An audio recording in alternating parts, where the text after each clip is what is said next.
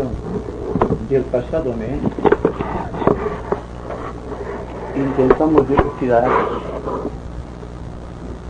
algunos de los secretos que corresponden al hombre psicológico, es decir, al hombre que se mueve en el nivel mental, emocional y físico. En resumidas cuentas, al ser humano, tratando de descubrir el secreto mecanismo que mueve todas sus actividades a partir de la conciencia clásica, de la conciencia estructurada sobre una base de recuerdos. Tratamos de resolver en cierta manera, intelectualmente como debe ser, porque no se puede probar, ¿no?, el mecanismo de la revelación o el secreto de la revelación espiritual en el ser humano, así como también el secreto de los archivos acásicos a través de los cuales el ser humano se puede poner en contacto con la obra de la creación. Es decir, que la conciencia, tal como la conocemos, viene estructurada sobre una base de recuerdos de todas las calidades posibles, desde el simple recuerdo de un deseo insano del pasado hasta una exaltación espiritual en cualquier momento del tiempo, y también hasta esta progresión interna que conduce a la revelación, siendo la revelación para el hombre consciente la capacidad que tiene de absorber todas las memorias acumuladas en el tiempo, relegarlas bajo el umbral de la conciencia y extraer como consecuencia el hilo dorado de la intuición. No puede existir revelación si no hay intuición. De la misma manera que no puede existir discernimiento sin contar con una mente concreta. Todo se complementa. Y el hombre refleja en tiempo y espacio lo que es la divinidad en el suyo. En su plano me refiero. Él también tiene sus problemas, con toda reverencia lo estoy reconociendo, y también tiene su participación kármica en la vida del universo. Pues donde existe el universo, sea cual sea su modificación causal, sea cual sea el tipo de sustancia utilizado para su construcción, siempre indica karma, la capacidad que tiene la entidad psicológica en cualquiera de los niveles establecidos de cumplir una ley desconocida, pero que se basa en la polaridad. Dentro de la polaridad existe toda la gama infinita de creaciones absolutas, y esto vale para un universo, para un adepto, para un reino de la naturaleza y también para un ser humano. Y aún extremando la analogía, cualquier átomo en la vida de la naturaleza, toda se basa en la misma ley, un polo positivo, otro polo negativo, y como consecuencia, como en el caso de la luz, una expresión más o menos de acuerdo con la ley, pero siempre dentro de la ley. Quisiera que conversásemos hoy muy seriamente, visando las necesidades del mundo y teniendo en cuenta la afirmación de los propósitos esotéricos que nos guían al juntarnos mes tras mes en esta sala de conferencias. Es lo que podríamos hacer conjuntamente para que el mundo fuese más correcto. Yo no veo otra manera de que el mundo sea correcto que surgir del individuo, viendo la programación social, viendo las necesidades mundiales y viendo el conjunto planetario desde un ángulo de vista muy impersonal, y reconociendo que todos y cada uno de nosotros estamos produciendo unos ambientes enrarecidos que a lo largo se convierte en esta capacidad de mal que existe todavía por doquier. Esto es lo que quisiera conversar. Tenemos en nuestro haber grandes conocimientos esotéricos, El más importante, sin duda, es la existencia de un plan organizado dentro del planeta, conducido por entidades espirituales de gran evolución espiritual, que llamamos la jerarquía planetaria o la gran fraternidad blanca. Todo cuanto sucede en el mundo forma parte de un plan. Todos los maestros de compasión y de sabiduría están cumpliendo con su deber. Los discípulos mundiales, dentro de los cuales podemos estar incluidos nosotros, están tratando también de realizar su parte. Existe también una considerable cantidad de aspirantes espirituales con más o menos conocimientos esotéricos, porque esto no tiene mucha importancia ante la magnitud del plan, con muchos deseos de servir. La promesa crística de todos los tiempos es que hay que buscar primero el reino espiritual y después lo demás vendrá por su propio peso, por añadidura. Pero me parece que todos buscamos más al César que al propio Dios, y que dentro de un campo conflictivo de elecciones siempre elegimos lo peor que puede ser para nuestra vida espiritual. Y así nació la conquista material en todos los planos imaginables. Pues desde el ángulo de vista esotérico, una posesión material igual engloba una cuenta en el banco, tener un coche, como por ejemplo tener muchos deseos, grandes y ricos deseos de plenitud o de suficiencia o de poder, y grandes conocimientos intelectuales o grandes conocimientos esotéricos. Todo esto constituye una serie de recuerdos que están flotando en la conciencia, y como que estamos tratando de ayudarte a la humanidad. La norma clásica desde el ángulo jerárquico es que debemos dejar a un lado todas esas posesiones, si es posible, para nuestros intentos actuales, y adquirir la firmeza, no simplemente de carácter, sino propósito espiritual firme y decidido, de recibir inspiración para saber realmente qué es lo que debemos hacer en la vida para contribuir de una u otra manera al enaltecimiento del plan planetario y colaborar con la jerarquía. Ahí está nuestra responsabilidad actual, como fue la responsabilidad de todos los discípulos de no importa qué ciclo del tiempo conocido. El misterio de las edades se revela siempre en los individuos. Y me pregunto si la humanidad actual, en su conjunto, refleja una parte correcta de este plan planetario, y obrar después en consecuencia. De un punto de vista muy lógico, muy real, nos sentimos todos encadenados de una u otra forma a nuestras posesiones. Y naturalmente, esto produce un gran conflicto dentro de un mundo organizado que debe buscar las correctas relaciones como un fin y no la competición de valores más o menos materiales para fluctuar dentro de una conciencia establecida, siempre sobre bases de seguridad. Dense cuenta esta palabra, seguridad. Estamos buscando constantemente seguridades, y me pregunto hasta qué punto nuestra propia suficiencia esotérica no forma parte de esta seguridad, y hasta qué punto podremos prescindir en un momento dado de todos nuestros conocimientos para presentarnos completamente desarmados frente a la verdad, que está más allá de todos los conocimientos y en cuyas matrices celestes o cósmicas se halla precisamente la realidad que compete a nuestro siglo de caos.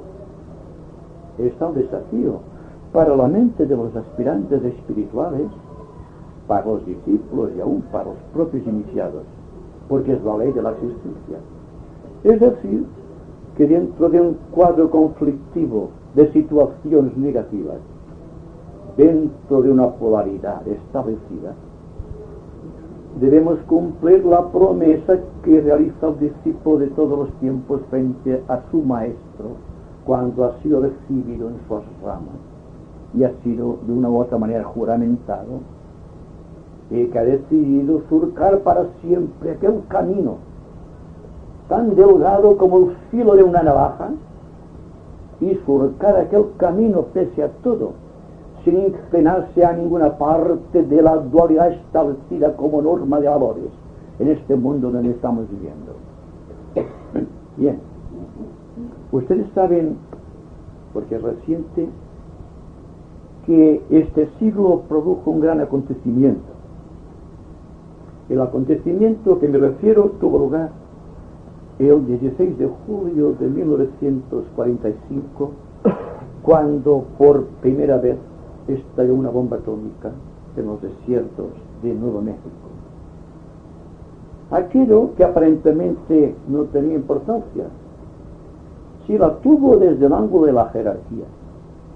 Y la jerarquía que sabe que los hombres no pueden jugar con fuego, porque les falta no solamente la inteligencia profunda de síntesis, sino que todavía el corazón no está a la altura de sus conocimientos técnicos. Empleó la divisa de mantenerse alerta y expectante a ver qué es lo que sucedía con todo aquello. Pero consecuentemente, ustedes tomarán esto como una realidad o como un sueño, como sea, pero les ruego que lo analicen. La jerarquía tomó ciertas disposiciones de carácter muy importante, por cuanto en un cónclave secreto tenido en Zambala en esta misma fecha, después de producirse la primera explosión, tomó la determinación de vigilar de una manera muy de cerca todo cuanto está produciendo el hombre de acuerdo con ese sentido de la explosión nuclear. Porque, como os digo, el hombre posee muchos y grandes conocimientos técnicos, pero no sabe cómo utilizarlos todavía. Inicialmente, en el año 1939, en octubre, Albert Einstein escribió una carta al presidente Roosevelt de los Estados Unidos diciendo el peligro, porque entonces ya se estaba trabajando en la explosión nuclear o en la bomba atómica, y que aquello era la destrucción de la humanidad. Tuvieron una reunión todos los científicos del mundo que estaban empeñados en la lucha contra Alemania para ver quién iba más deprisa a adquirir la posesión de la bomba atómica. Estoy explicando datos jerárquicos y no simplemente anecdóticos. Por lo tanto, les ruego que estén muy atentos. Roosevelt contestó, pues yo creo que Roosevelt estaba muy de acuerdo con las explicaciones de Einstein y también estaba de una u otra manera implicado dentro de alguna rama de la jerarquía planetaria, que realmente aquello era un arma que podía destruir la humanidad. Pero al propio tiempo se daba cuenta que los científicos alemanes estaban a punto de producir también la bomba atómica.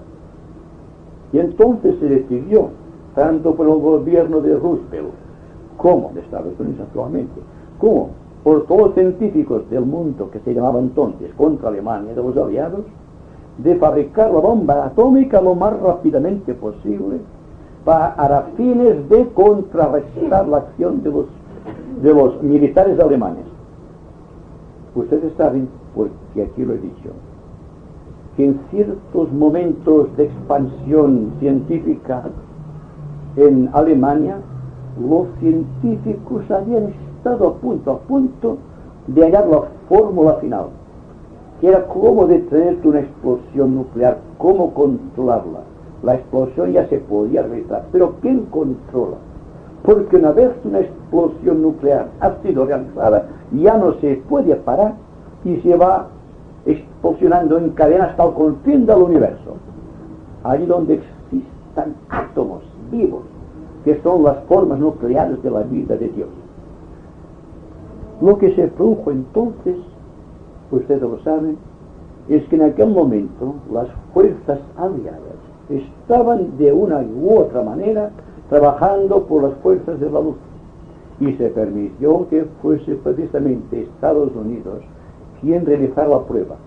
Y ustedes saben cuáles fueron las consecuencias.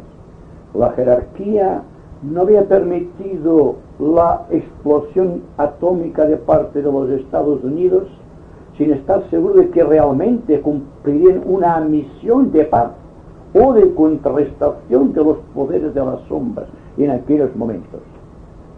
Ocurre, sin embargo, lo que siempre ocurre cuando la jerarquía tiene que enfrentarse con las pequeñas voluntades de los hombres, con esta fuerza tremenda parte de la voluntad de Dios que corresponde a la humanidad. Ustedes saben que las consecuencias de la primera explosión ya con fines bélicos tuvo lugar el 6 de agosto del mismo año sobre Hiroshima, destruyendo casi totalmente la ciudad y matando a todos sus moradores. Y 3 días después, otra explosión acabó con la vida en Nagasaki. La jerarquía desde entonces se ha dado cuenta que estaba tratando de dar oportunidad a la humanidad para que realizara sus problemas y manejara sus asuntos kármicos. Y se ve que no puede ser. Desde entonces empezaron a ser vigiladas las zonas en donde existen producciones atómicas, sea cual sea su nivel. ¿Cómo y de qué manera vigila la jerarquía? Se habla mucho de las naves espaciales, se habla mucho de las presencias extraterrestres, pero realmente no se sabe nada de lo que corresponde a la jerarquía. Y la jerarquía, sea cual sea el vehículo de comunicación con los terrestres, sea cual sea la forma de ver las cosas, no tiene que ser considerada como extraterrestre, sino simplemente un acto de vigilancia muy propio cuando el padre vigila a un niño que está jugando con fuego. Ahí está. Pero, naturalmente, viendo la progresión de todo este esfuerzo científico que desgraciadamente estaba siendo utilizado para fines negativos, se tomaron otras disposiciones en la Cámara Secreta de Zambala, en donde se dio un voto de confianza no a las fuerzas aliadas, sino a los discípulos mundiales. La jerarquía está tratando de preparar hombres y mujeres de buena voluntad del mundo para poder trabajar eficazmente en favor del plan y poner la luz en todas las situaciones mundiales y llevar al hombre finalmente a su propia perfección o la iniciación. Desde entonces se han producido grandes cambios en la vida de la humanidad. Una de ellas fue, ruego siempre que ustedes lo tomen como una hipótesis y vayan meditando sobre ello, de que una reserva adicional de energía del primer rayo, el rayo más potente de energía del universo, sería asignado a los discípulos dentro de los respectivos ramas de la jerarquía. Era un peligro, pero había que correrlo si se quería hacer que la situación mundial cambiase, sin tener que recurrir, como pasó con Atlántida, a la destrucción de un continente. Entonces, esta visión de fuerza del primer rayo en los discípulos mundiales desveló en ellos un poder superior al habitual sin tener que pasar necesariamente por la iniciación.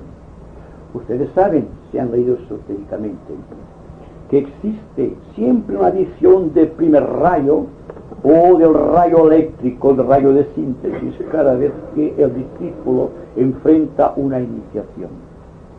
Son muchos desde entonces los discípulos que recibieron esta carga adicional sin pertenecer realmente por méritos. También fueron vigilados de que pudiesen adquirir rápidamente la primera y la segunda iniciación. Hoy existen en el mundo grandes sectores de discípulos con estas dos iniciaciones, trabajando en la vanguardia del progreso de la raza. Muchos de ellos están ocupando cargos públicos, muchos de ellos están circulando por la calle sin posibilidad de reconocerlos, pero todos juntos están trabajando por el bien planetario con una adición general de energía. Tenemos además otra adición de energía del segundo rayo que tenía que facilitar a los discípulos de las ramas del segundo, cuarto, sexto rayo la capacidad de ver el futuro, no en forma adivinatoria, no en forma de profecía, sino que en sus vidas se reflejara lo que será el hombre del futuro.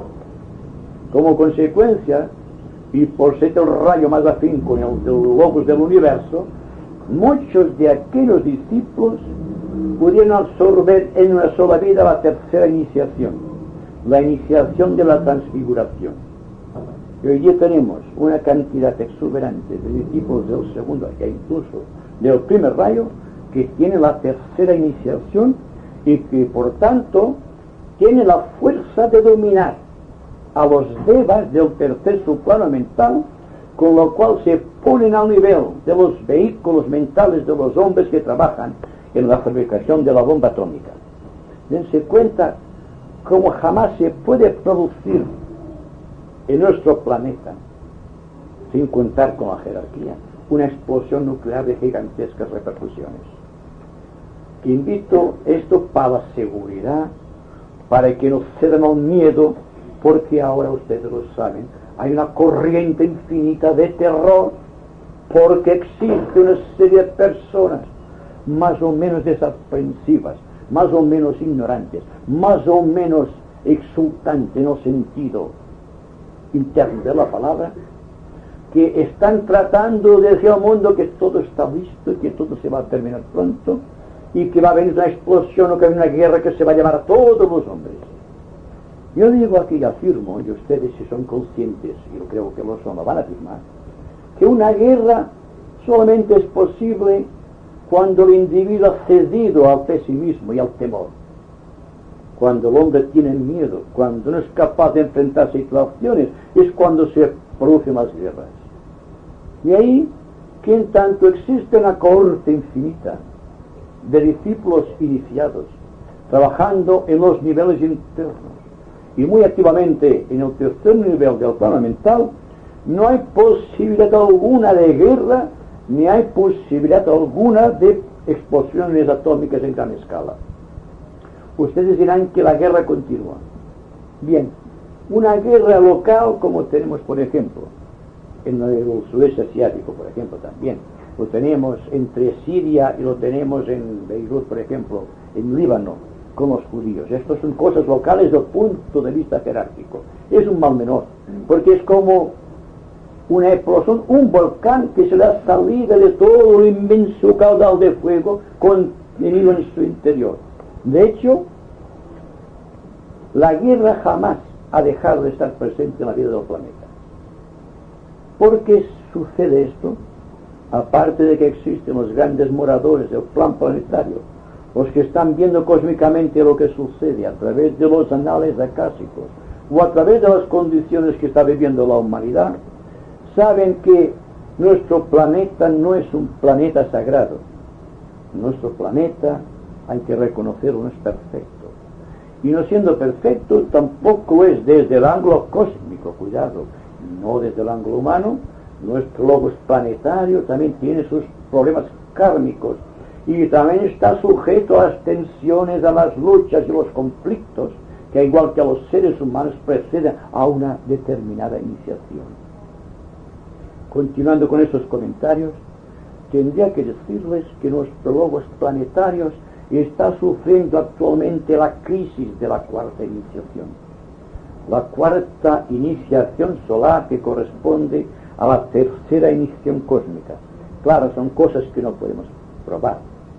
Se sabe internamente, con intuición, con seguridad, pero no se puede comunicar estas cosas con esta abundancia, con esta plenitud, con esta certeza a todo el mundo. Y se tiene que decir que hay que tomar todas las cosas esotéricas que se escapan al nivel mental de percepción con un gran sentido de prudencia para evitar que el corazón se decante hacia un lado o hacia otro. La verdad debe mostrarse dentro del corazón. No trabajen con la mente, por favor. Que sea el corazón el que diga la verdad. Siempre da el corazón la última palabra.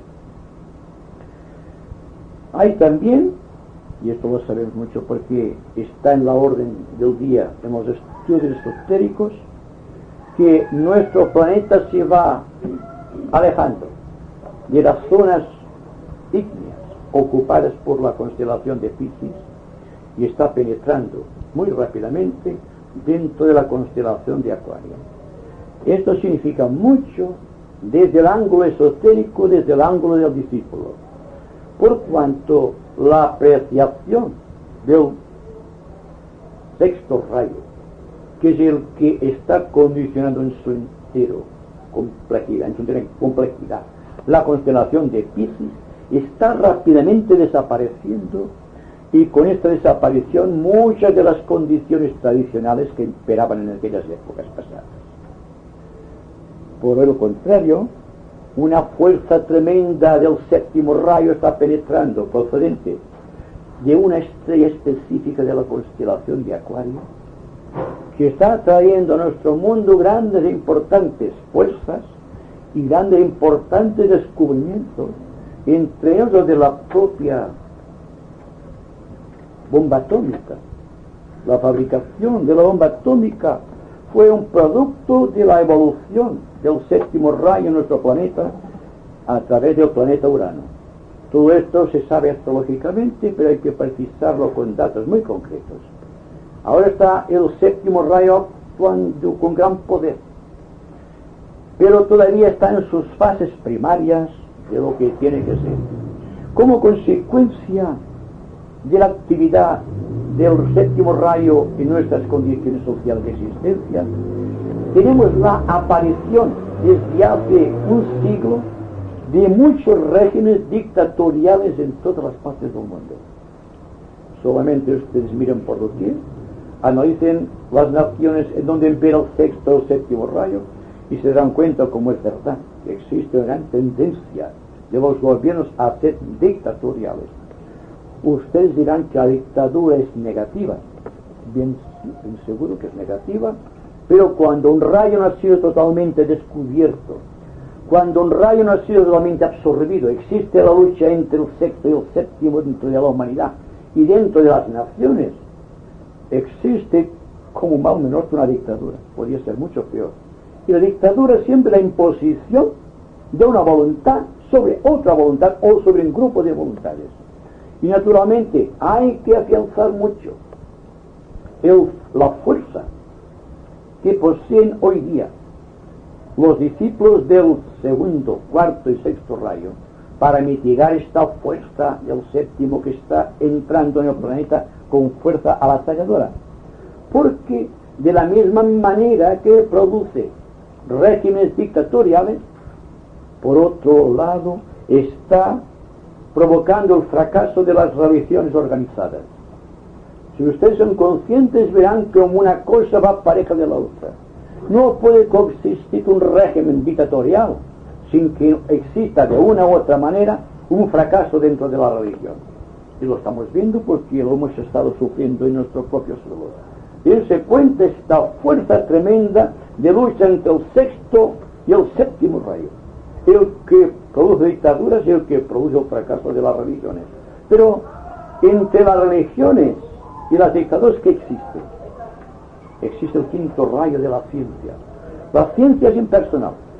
Y estoy seguro que todos los científicos del mundo están de acuerdo en que la paz es la única manera que existe en la naturaleza para preservar el orden. El orden que tiene que ser preparado para el séptimo rayo. Y ahí estamos nosotros, que por esto les decía al principio, queremos ser muy responsables para ver si es posible entre todos crear una catarsis mundial, empezando por una gran catarsis dentro del propio corazón. Me parece que sí es posible, si no, no estaríamos aquí, afrontando el calor, afrontando las incomodidades.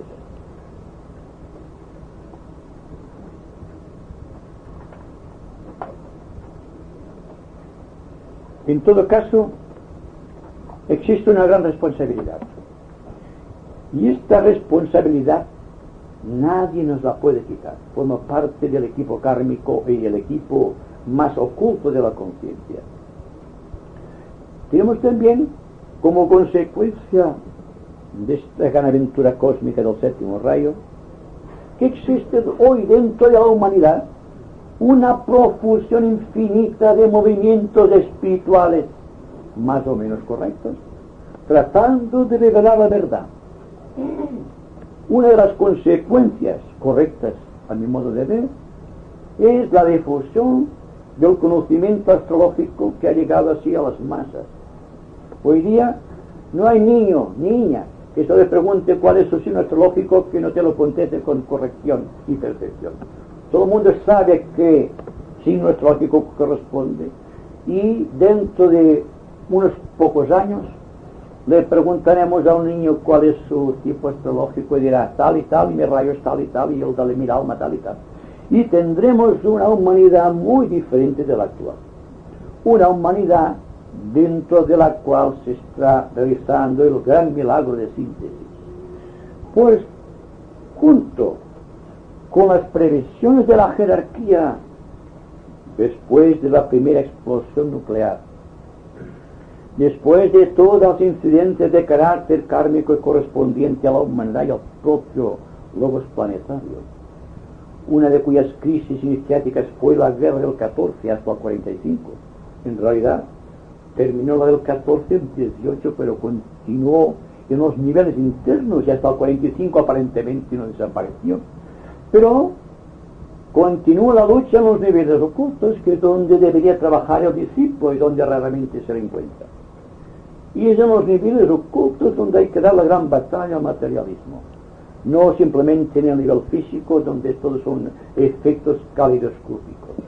Estamos tratando de ser muy concretos en este punto. No precisamente porque no creamos que exista dentro de la humanidad la levadura fertilizante de la nueva humanidad, sino porque existe una irreflexible tendencia hacia el pasado, hacia las líneas de mínima resistencia que no imponen esfuerzo alguno.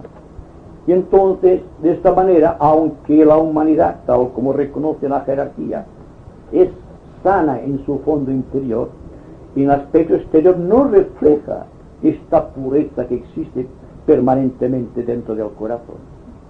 Así que una parte muy importante de la actitud de los discípulos de la nueva era será empezar a pensar más con el corazón que con la mente, y a sentir más con la cabeza que con el propio corazón.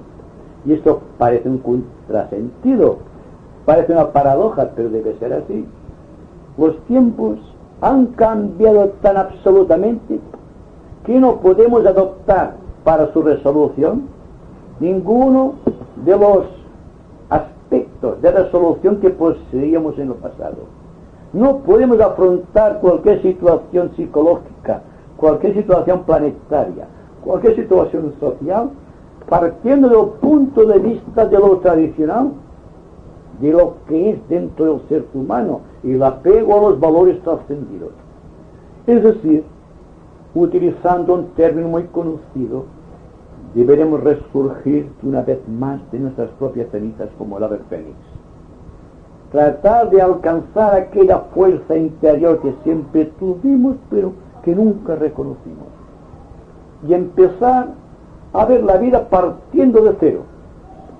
Lo cual significa que mucho de todo cuanto tenemos y que nos es muy querido y apreciado, deberemos dejarlo a un lado y enfrentar la realidad completamente desnudos, sin ningún apoyo donde apuntalar nuestra pequeña y pobre voluntad.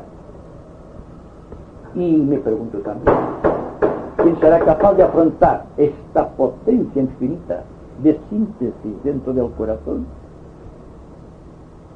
¿Qué es la promesa oculta para todo discípulo de déjalo todo y sígueme? Solamente se sigue la línea de mínima resistencia, la línea de resistencia que no impone disciplinas, que impone solamente dogmas y tradiciones. Y esto es lo que tenemos todavía que eliminar. Una serie infinita de dogmas y de tradiciones y de puntos de vista y de tendencias dentro de los conocimientos y de un código genético que tenemos que transformar.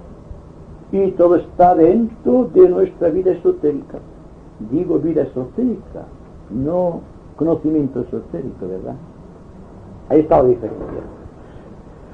Si podemos llegar a cumplimentar estas bases de la acción correcta,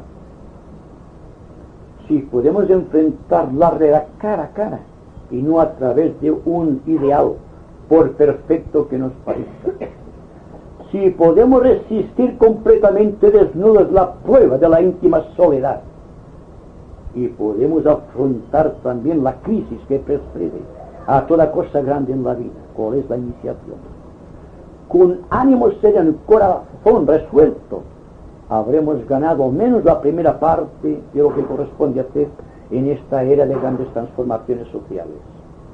Ahí está nuestra responsabilidad. Y démonos cuenta también que todos los movimientos espirituales basados en el dogma están siendo trascendidos. La religión está al borde de la desaparición en su sentido organizado, porque ha llegado el momento en que el séptimo rayo estaba riendo por la acción de muchos discípulos espirituales y muchas personas de buena voluntad en el mundo que están tratando de reducir el bagaje kármico que nos viene segregado a través del tiempo. Hoy día, incluso dentro de los cánones que rigen el conocimiento psicológico de las personas, se imperará una sola de las leyes conocidas, la más importante sin duda, la de síntesis.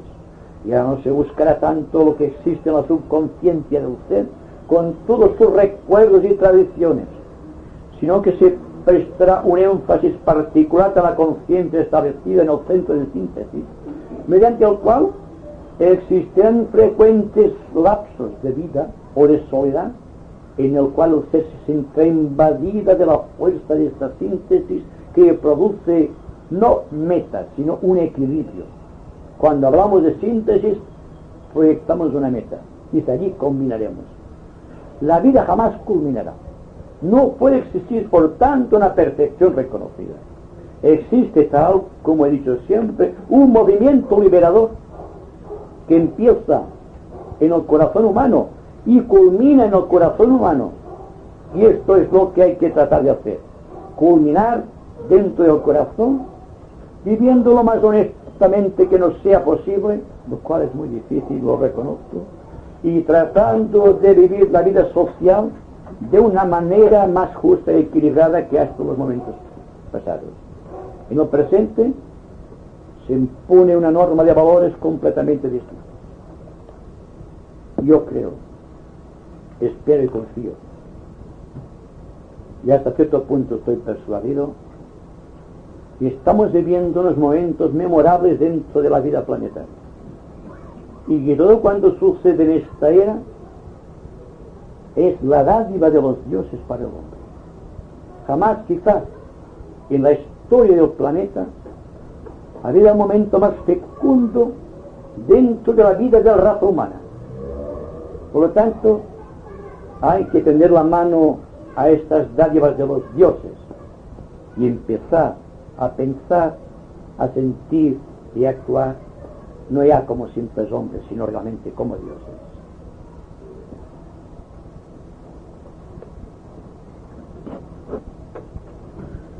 Yo quería preguntarte, que parece que has hablado de sabiduría y amor, ¿no? Tenemos que ser sabios y al mismo tiempo tenemos que tener amor, porque la sabiduría sola, sin el corazón, sin el amor, no vale. Yo he entendido esto, que tiene que ir junto sabiduría y amor, que es Dios, sabiduría y amor. ¿Lo he entendido bien? Bueno, yo solamente he hablado de sabiduría y amor, hablando de los maestros. Digo, los maestros son de compasión y de sabiduría. El amor de la sabiduría es que no se puede ser sabio sin tener mucho amor. Y no se puede tener mucho amor sin ser muy sabio. Es decir, que son, digamos, dos aspectos de síntesis. El amor y la sabiduría forman un conjunto. Una persona amará intensamente, y en la intensidad de este amor se está haciendo uno con el amor universal. Pero el amor universal que lleva al propio tiempo. Nuestro universo es del segundo rayo. todo cuanto se conquista en la naturaleza en forma permanente debe estar taliado de una u otra manera con el segundo rayo de amor universal.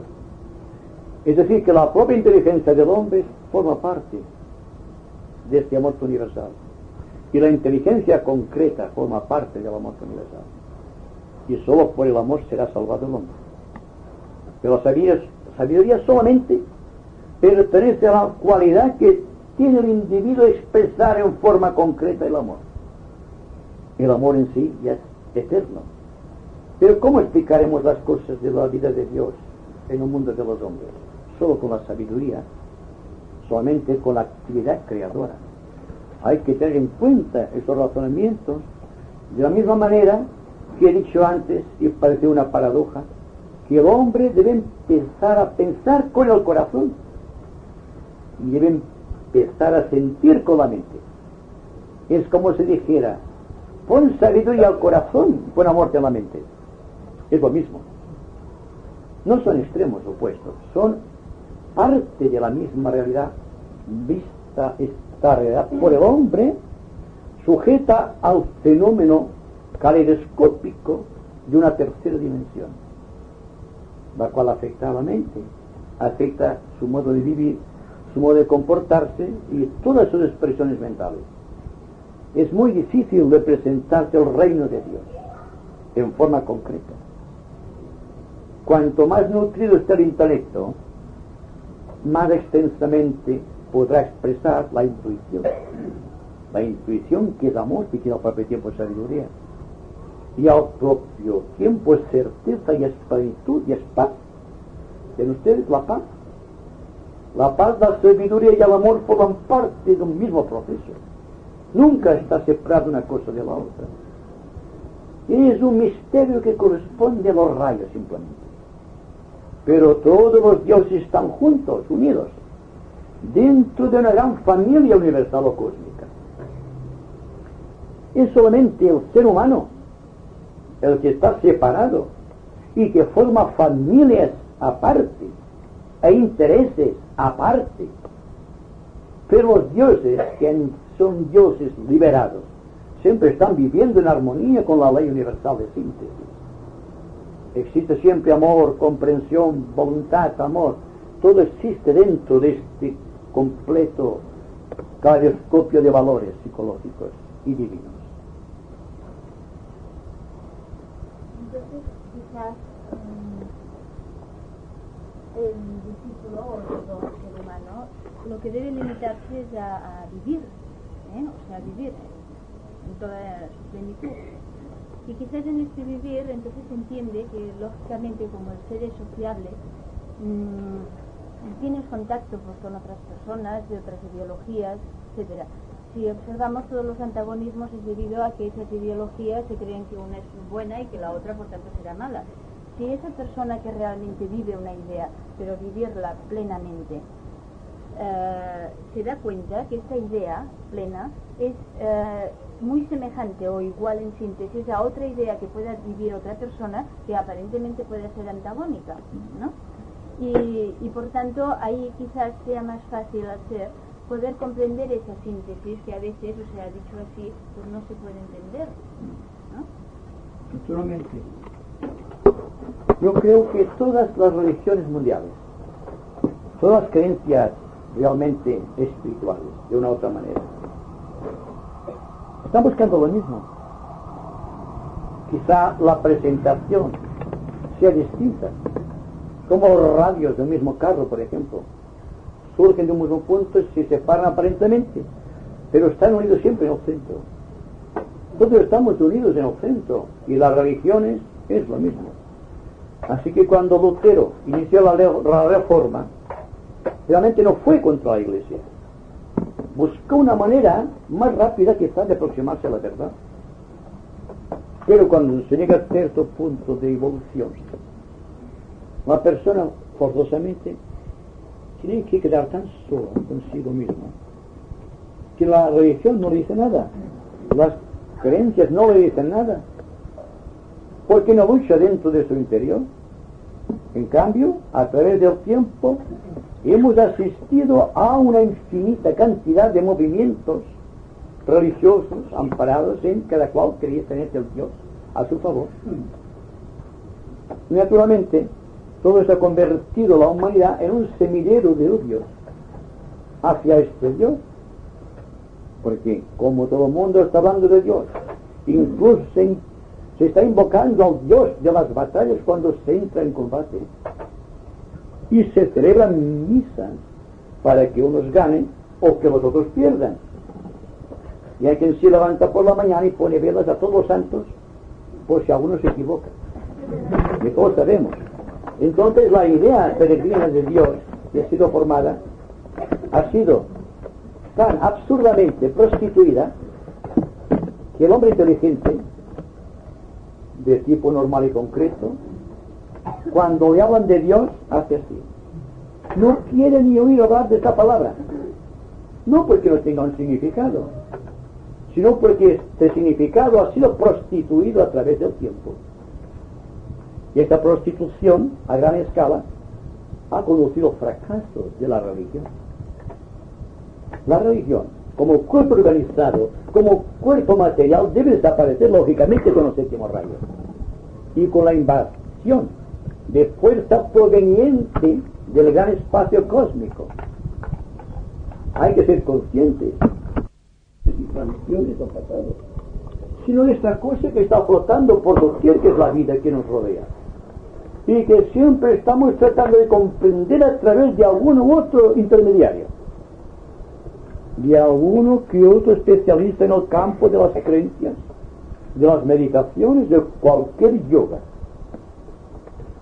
Porque todos buscamos una seguridad, ¿verdad? Tenemos miedo. Y como tenemos miedo, nos enfrentamos a situaciones a través de un intermediario. Bueno, lo que les estaba diciendo al principio, seremos capaces de aceptar la responsabilidad de emprender la búsqueda de la verdad por nosotros mismos, de una vez y para todas y para siempre. Es muy fácil de decirlo, ¿verdad? Lo reconozco. Pero es la única solución para las crisis de este siglo caótico que estamos viviendo. Y si alguien ha de poner paz en este mundo caótico, ha de ser el hombre que se libere de todos los compromisos kármicos establecidos con cualquier tipo de tradición, cualquier tipo de creencia, cualquier tipo de ideas más o menos separativas. Es decir, habrá que llevar a un mundo de silencio que no es estático, sino muy dinámico. Cuando hablamos de silencio, vamos rápidamente, porque estamos afectados tradicionalmente, con los místicos quietistas de la Edad Media que quedaban así tendidos y pasaban las horas sin hacer nada. Pues no hay que buscar la inactividad simplemente del pensamiento. Hay que buscar una forma de pensamiento tan extraordinariamente rápido que quede completamente desapercibido por la mente concreta.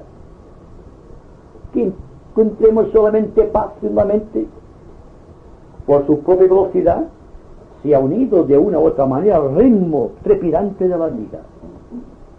Es decir, como digo, hay que desnudarse de todo compromiso.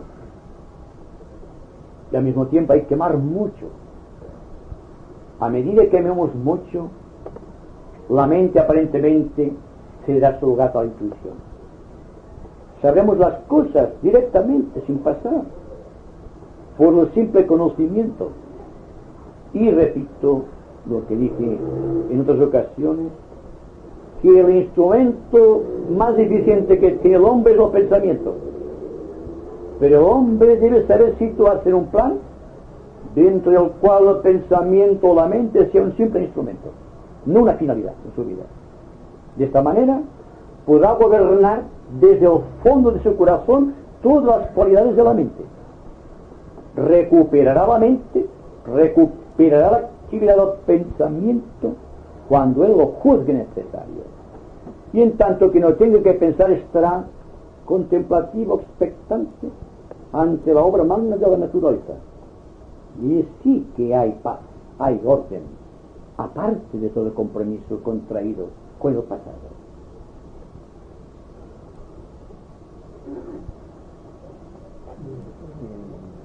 hablado de liberarse del karma. ¿Es al alcance de nosotros acelerarla, no solo la que nos corresponde a esta reencarnación, sino de las próximas, o es suficiente con que hagamos lo que tenemos proyectado para quemar en esta? Bueno, quemar es una expresión que decía. Sí, no, está muy bien empleado. Cuando la persona quiere deshacerse de algo, lucha contra aquello.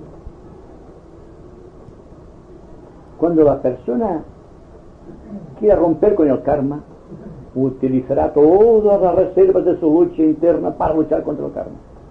Y para mí ese camino es equivocado.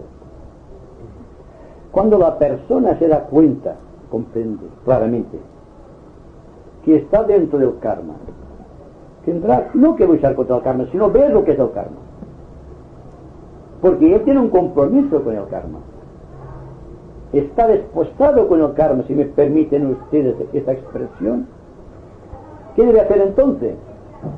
Debe estar contemplando el karma muy serenamente, a ver lo que desea el karma. ¿Y qué es el karma?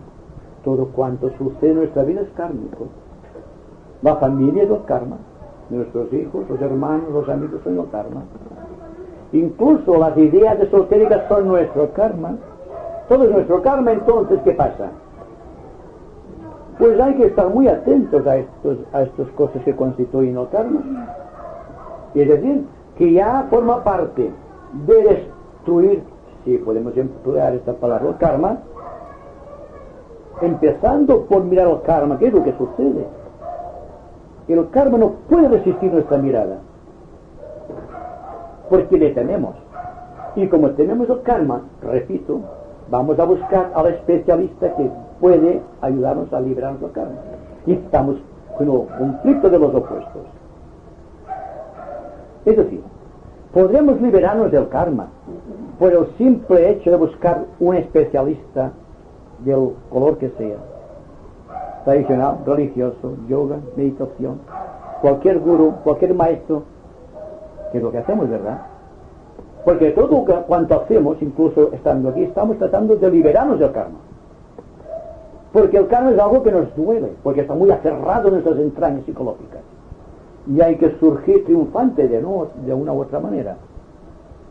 Bien, por eso les decía, si queremos liberarnos del karma, tendremos que afrontar el karma directamente, no por los flancos.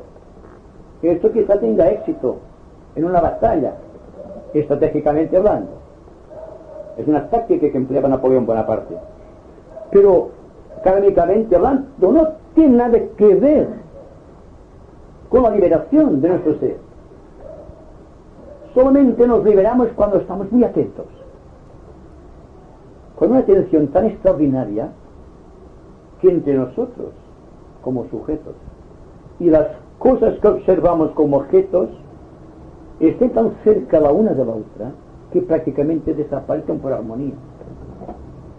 Pero como que miramos de flanco, jamás tenemos esta visión tan importante y trascendente de la vida. Y naturalmente, repito, como tenemos tanto miedo y tenemos tanto aferramiento a las seguridades, jamás podemos liberarnos del karma, porque el afán de seguridad, aunque sea de divino, forma parte del contexto que nos ata al karma. Por eso Krishnamurti dice muy bien en una de sus conferencias: lo que separa al hombre de Dios es el deseo que tiene de Dios. ¿Qué pasará cuando no exista deseo de Dios ni de nada? La vida no se perderá, correrá más rápidamente por el interior, y esta rapidez con la cual circula la vida divina dentro del interior es lo que nos libera del karma. Pero ¿qué ha motivado este milagro aparente? Que no ofrecemos resistencia. Lo que viene lo aceptamos, lo examinamos simplemente. Examinar es no ofrecer resistencia. No luchamos contra una idea que aparece en la mente. Cualquiera de las ideas que aparezcan en la mente puede ser liberadora. Pero hay que estar observándola a ver si trae algún mensaje. A unos momentos en que la atención del pensador está muy impersonalmente dirigida sobre algún pensamiento, este pensamiento tiende a disolverse. Porque no hay afán de lucha. Simplemente se lo está observando. El demonio, como decía Santa Teresa, si se le observa, desaparece. En eso estoy de acuerdo. Porque no es una regla mística, es la regla dinámica que puede ser aplicada a todas las situaciones de la vida en donde existe un compromiso kármico y al propio tiempo, como dualidad, un gran deseo de liberarnos del compromiso kármico. Así que habrá que mirar las cosas desde el centro de la cuestión, desde el propio filo de la navaja, y ver si es posible que surja la luz de una u otra manera, una luz tan absorbente, tan poderosa e incluyente, que nos libere por completo del karma de todas las edades, y surjamos triunfantes y podamos ver con mirar serena y tranquila lo que ofrece a la humanidad los responsables creadores del plan planetario.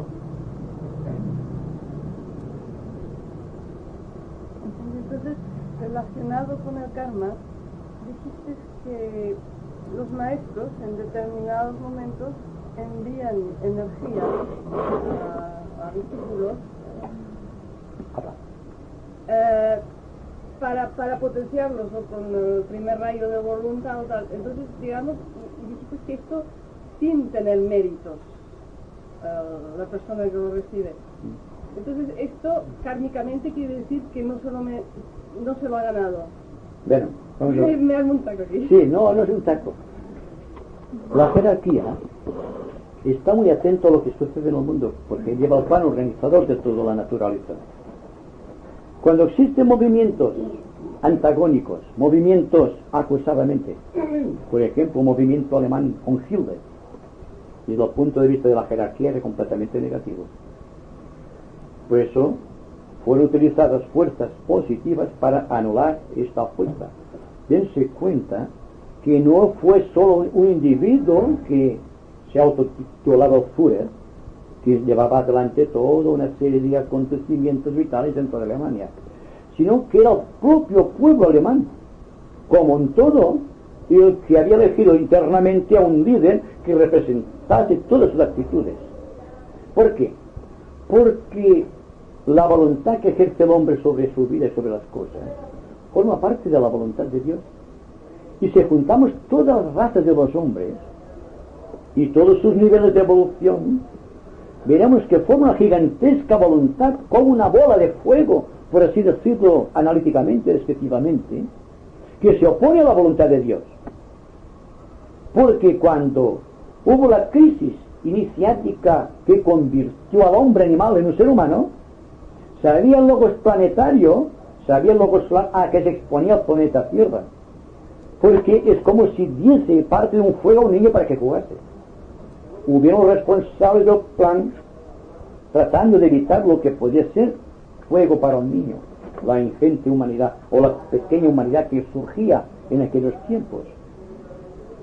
Pero avanzando así, dando oportunidades y dando facilidades a la humanidad para que crezca, ya sabe la jerarquía que puede equivocarse a veces, pero hay que intentarlo. Como digo, nuestro planeta no es sagrado. E incluso, hablando cósmicamente, un adepto puede equivocarse. Eso es una revelación interior. Para que tengamos en cuenta de que se hace por bien de la humanidad, y cuando existe una reserva inicial de energía o adicional del primer rayo, que es el rayo más fuerte que existe en el universo, que es este fuego denominado bíblicamente el fuego consumidor, cuando existe esto en manos de cualquier persona irresponsable puede provocar la rotura de los diques de contención de las voluntades humanas. No lo da a los magos negros, lo da a discípulos que han demostrado a través de las edades tener una disposición kármica hacia el bien, y vigilándolos y sabiendo que incluso que estos discípulos estarán sujetos a grandes crisis de reajuste, de acuerdo con la potencialidad de los rayos, efectúan la experiencia. La experiencia ha tenido éxito. y quizá hasta estos momentos hemos evitado lo que podía ser la Tercera Guerra Mundial. Por lo tanto, podemos considerarnos a nosotros como parte de este gran programa cósmico o kármico en relación con nuestro planeta.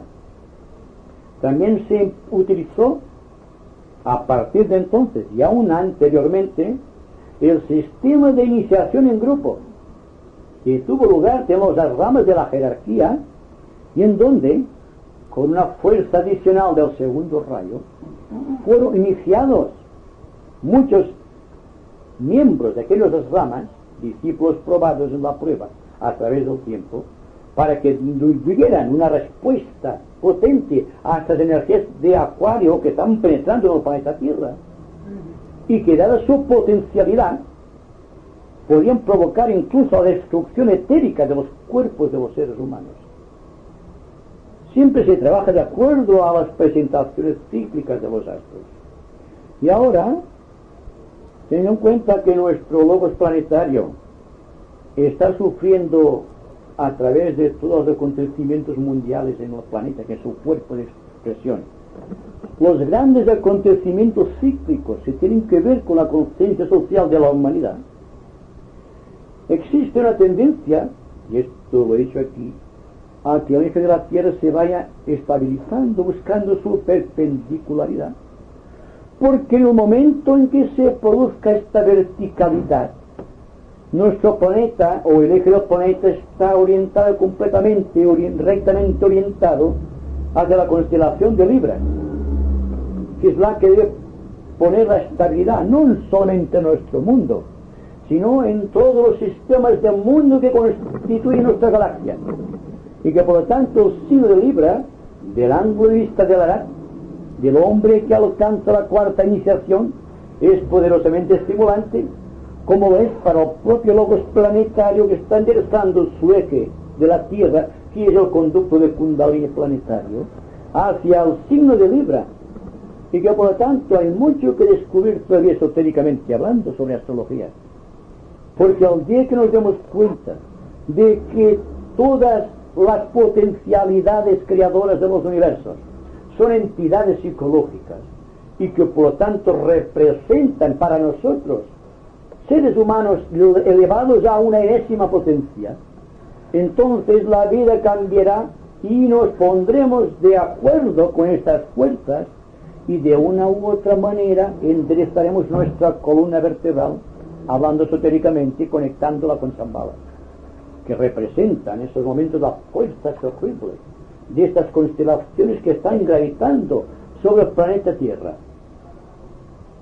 ¿Sabe algo de astrólogos? ¿Sí? ¿De astrólogos? No.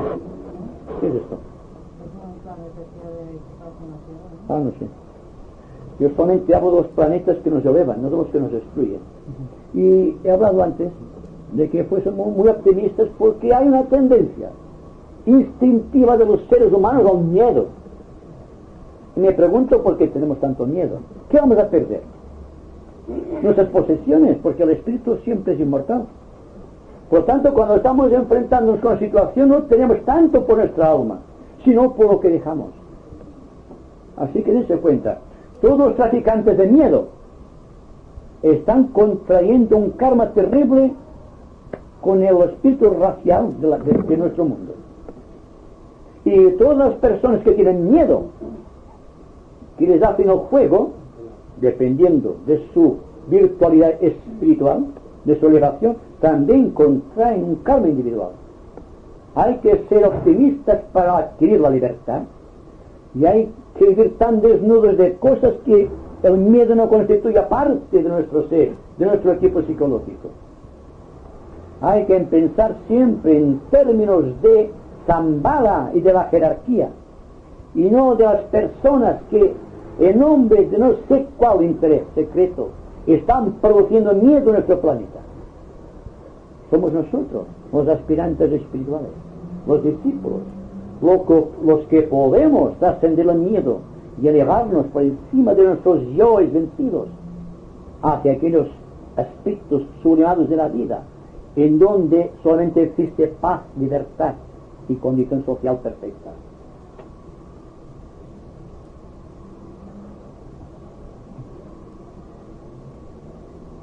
Vamos un poco de silencio, por favor.